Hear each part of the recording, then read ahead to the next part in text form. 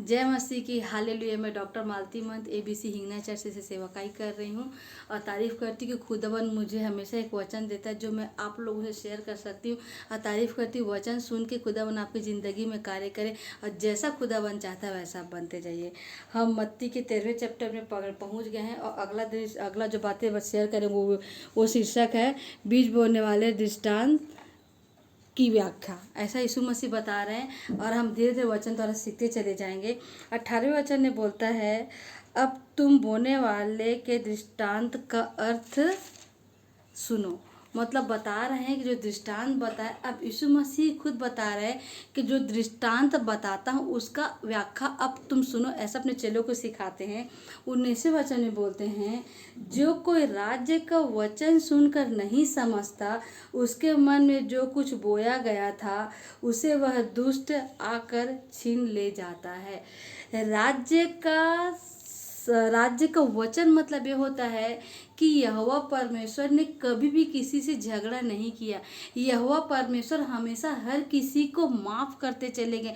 यदि हम संसार में जाते हैं तो संसार में हम सामने वाले की उन्नति को नहीं देख सकते। यदि सामने वाला आगे बढ़ेगा तो हम ये नहीं देखते कि वो किस परिश्रम से आगे बढ़ रहा है, पर हमेशा उसकी गलती निकालते हैं कि किस तरह उसके पैर को खींचे। क्योंकि संसार में आके हमें ईर्ष्या, द्वेष, व्यभिचार, घमंड बहुत आ जाता है। हम सामने वाले को देख के जलने लगते कि अरे इसके घर कार है, मेरे पास क्यों कार नहीं है, इसके पास एक ड्यूक बाइक है, इसके पास बुलेट है तो मेरे पास नहीं। पर हम ये नहीं देखते कि उसने किस परिश्रम से, किस परिस्थिति से उस सब चीज़ों को पाया है।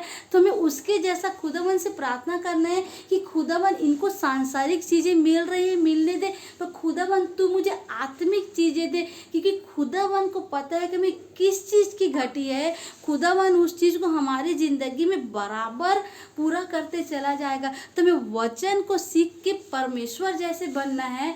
पर ये बात यही बताना जा रहा है कि यदि हम वचन में जाके इन सब को सीखते हैं तो हे प्रियो, आपसे विनती है कि जब आप चर्च में जाते हो जो खुदावन जो अपने दासों द्वारा जो वचन शेयर करता है उस वचन को शेयर करके अपने नोटबुक में उस वचन को लिखिए।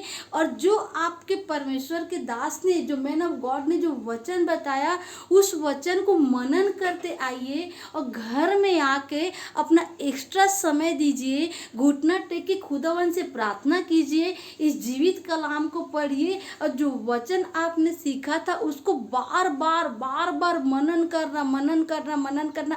यही हमारा काम होता है। हमें देखिए, हर कोई बाइबल नहीं जानता, पर हम जब वचन को मनन करेंगे, हम वचन जैसे यीशु मसीह देहधारी हो गए वैसी वचन हमारे अंदर देहधारी होगा और हम यीशु मसीह जैसे अंश अंश करके बदलते चले जाएंगे। पर जनरली क्या होता है कि जैसे हम चर्च से निकलते हैं, जो हमने सुना उस बातों को भूल जाते और सामने वाला जो आसपास के लोग आए थे उनसे हम संसार की बातों को करने लग जाते हैं।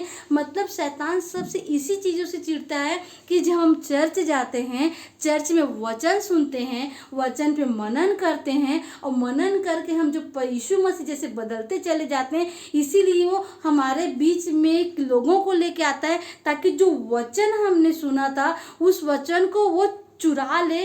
और वो जो लोग संसार की बातें करके उस वचन को चुरा लेते और उस वचन को अपने बुक में नहीं लिखते, हम उसका वर्णन नहीं करते, उसको पढ़ते नहीं, मनन नहीं करते, तो हम वचन जैसे नहीं बन पाते। यही होता है कि क्या बोला, दुष्ट आकर छीन ले जाता है। आगे बोलता है, यह वही है जो मार्ग के किनारे बोया गया। मतलब वही था कि आप वचन चर्च में सुने, उस वचन को अपने नोटबुक में लिखो, उसको मनन करो, घर में जाके पढ़ो और बार बार रिमेंबर करना है। वचन हमें याद हो जाएगा क्योंकि शैतान खुदावन के नाम से, खुदावन के वचन से डरता है। तो यही हुआ कि हमने बीज तो बोया पर आके हमने उस पर ध्यान नहीं दिया और आके चिड़िया चुग के ले गई। मतलब जो वचन हमारे हृदय में कार्य करना था, जो वचन हमारे हृदय रूपी पटिया पे लिखा था, उस वचन के द्वारा हम यीशु मसीह जैसे बदलने वाले थे। पर शैतान को पता था कि शैतान तो चाहता है ना कि हम संसार के पाप में डूबे रहे, हम यीशु मसीह जैसे नहीं बदलते जाए, इसलिए उस वचन को संसारी बातों से चुरा के लेके चला जाता।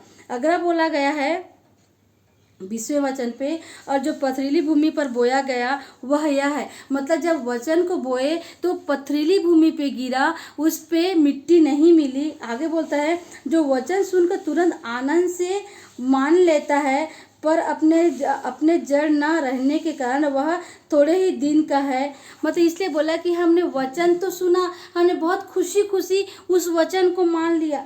आगे बोलते हैं, वह वचन के कारण थोड़े ही दिन का, और जब वचन के कारण क्लेश या उपद्रव होता है तो तुरंत ठोकर खाता है। मतलब शैतान कभी नहीं चाहता कि हम यीशु मसीह के राहों में बढ़े। वो हमारे ज़िंदगी में क्लेश उपद्रव लाता है ताकि हमारा ध्यान उस वचन की ओर न जाके हमारा ध्यान उस क्लेश की ओर जाए। क्योंकि यदि हम यीशु मसीह के वचन को फॉलो करेंगे तो हमारे लाइफ में चाहे कितनी भी आंधी आए, चाहे कितना भी बाढ़ आए, चाहे कितना भी तूफान आए, हम डट के खड़े रहेंगे उस वचन को यदि हम थामे, मतलब यीशु मसीह को हम पकड़ के रहेंगे। पर यदि हम वचन को फॉलो नहीं करते तो हमारा घर रेत में बना है, चाहे बाढ़ आए, चाहे आंधी आए, चाहे तूफान है, हमारा घर गिर जाएगा। इसलिए हमें जीवित कलाम को पकड़ के रखना, हमें यीशु मसीह को बाहों में भर के रखना, और यीशु मसीह तो हमें कभी छोड़ेगा नहीं। क्योंकि हम कहीं ना कहीं बेईमान हो जाते, हमारा खुदावन कभी भी बेईमान नहीं होता, हमारा खुदावन हमेशा ईमानदार है। आगे बोलते हैं, जो झाड़ियों में बोया गया वह यह है। मतलब जो बीज बोया गया, झाड़ी में बोया गया, उसका मतलब ये बता रहे हैं कि जो वचन तो सुनता है पर इन संसार की चिंता और धन को धोखा वचन को दबाता है और वह फल नहीं लाता। मतलब वही खुदाबंद की राहों में आएंगे तो हमें फाइनेंस की चिंता होती है, हमारे घर में किसी घटी की चिंता होती है, तो हम उस चिंता में खो जाते हैं कि मैं कल क्या खाऊंगा, क्या पहनूंगा, क्या ओढ़ूंगा, मैं क्या खरीदूंगा। हम इन सब चिंता में पड़ जाते हैं और वचन को, वो हमारा जो चिंता है वो वचन को दबाने लग जाता है। और आखिरी 23 में बोलता है, जो अच्छी भूमि में बोया गया वह यह है, जो वचन को सुनकर समझता है और फल लाता 100 गुना, 60 गुना और 30 गुना। मतलब ये है कि हम वचन को सुन के जो अच्छी भूमि पे गिरे, हम अपने हृदय को खोल कर रखें, और चाहे कोई भी तकलीफ क्यों ना आए, हमें संसार की ओर दृष्टि करना नहीं करना। प्रियो, मैं आपसे बात कर रही हूँ, यदि आपको तकलीफ आती है तो परमेश्वर के दास से बात कीजिए, परमेश्वर के दासी से बात कीजिए, घुटना टेक के प्रार्थना कीजिए, खुदावन के वचन से बात कीजिए। अपना एक समय निकालिए कि आप सिर्फ न बोले पर खुदावन जो बोलता है वो सुने, और खुदावन सुपर नेचुरली आपके लाइफ के हर प्रॉब्लम को सॉल्व करेगा। क्योंकि खुदावन को पता है कि आज हम खुदावन की राहों में निकले तो हमारे लाइफ में किस चीज़ की घटी है। अरे वो बाप है, बाप कभी अपने बेटों की किसी बात की घटी नहीं होने देता। क्या हमारे पिता ने हमें किसी बात की घटी होने दी? क्या